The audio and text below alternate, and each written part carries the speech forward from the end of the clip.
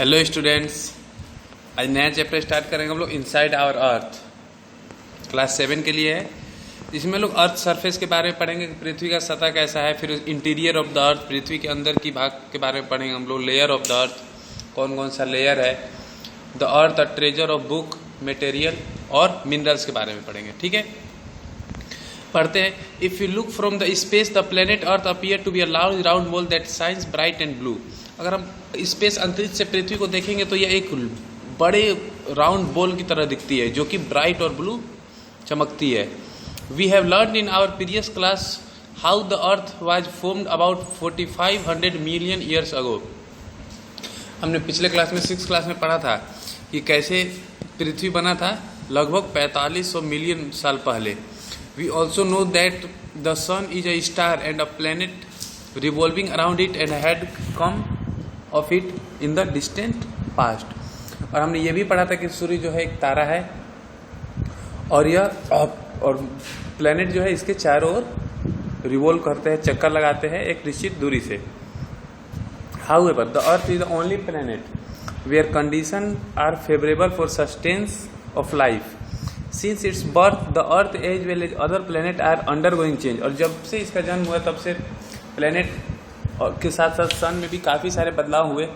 Let us therefore study the structure of the Earth's interior and the internal forces which have led to the formation of its surface।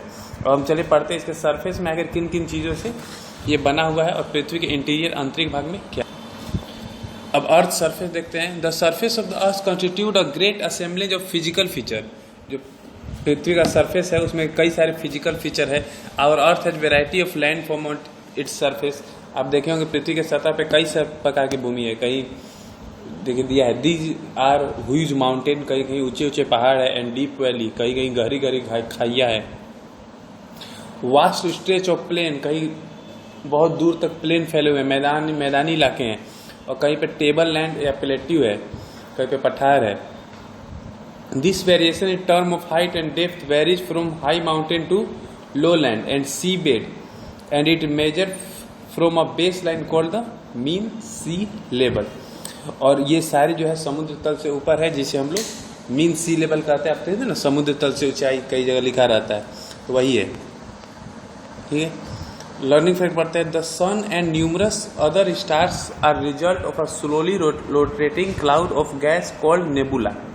और जो सन और कई सारे star है वो एक रोटेटिंग क्लाउड है, बादल है गैस के, जिसे नेबुला कहा जाता है। Seismology is the science of the study of earthquake. और अगर भूकंप के अध्ययन को सिस्मोलॉजी कहते हैं। अब आए द इंटीरियर ऑफ द अर्थ, इसके बारे में पढ़ते हैं। तो the interior of the earth has remained a mystery for all these year. जो पृथ्वी का आंतरिक भाग है बहुत सालों तक मिस्ट्री बना रहा, लोग आखिर अंदर क्या है पृथ्वी के।